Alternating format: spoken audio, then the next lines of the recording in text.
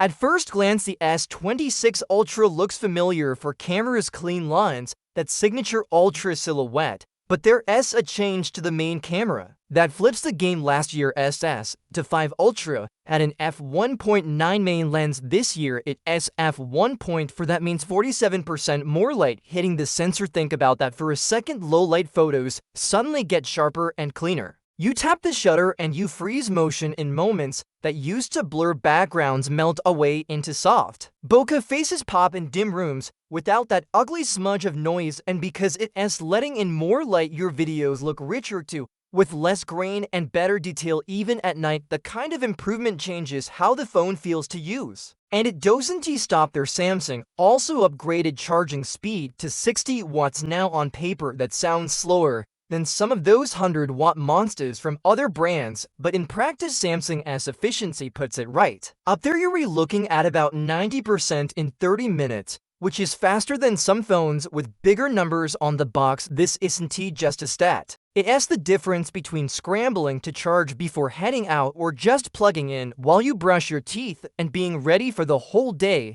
Then there's the design. Samsung has been trimming and reshaping the lineup. The S26 Edge is now 5.5 millimeters thick. That is thinner than 3 credit cards stacked, yet it somehow has a 4200 mAh battery. 300 more than last year. That's engineering magic. The Ultra S battery stays at 5000 mAh, which might be a bit of a letdown if you wanted more capacity, but it's still solid, and paired with the faster charging it feels more manageable. When you look at the competition, it gets interesting. Apple's iPhone 17 Air meant to compete with Samsung's Edge series is rumored to have a 2900 mAh battery on a big display that is not going to get most people through a full day without babying the phone. Samsung, on the other hand, made its thinnest phone stronger and longer lasting, which means you get the style without the constant search for a charger. The hardware changes are only half the story. This year Samsung is also opening the door to more AI options.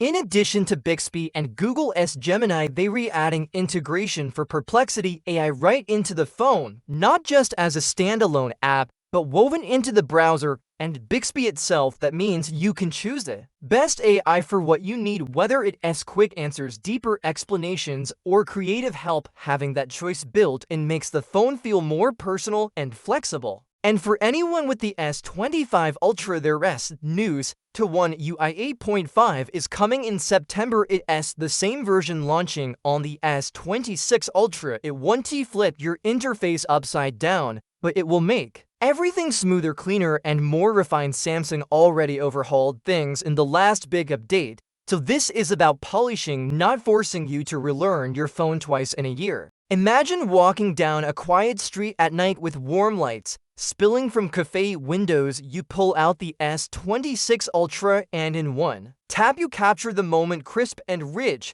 without noise or blur. Your friend glances at the screen and asks if you brought a separate camera. Later that night your battery is at 12%. You plug in while you change for bed, and by the time you set your alarm, you're back near full. The next morning you ask your phone for a quick update on your schedule, and it answers using the AI that's best for the job without you even thinking about it. For anyone with an older Galaxy, especially S24 or earlier, this upgrade is a big leap. For S25 Ultra owners, it's more subtle, but still meaningful. If the camera, low light performance, charging speed, or AI flexibility matter to you, the S26 Ultra feels less like a radical reinvention and more like a phone that has been finished all the way to the edges. No major weak points, no lingering frustrations, just a solid device that delivers where it counts.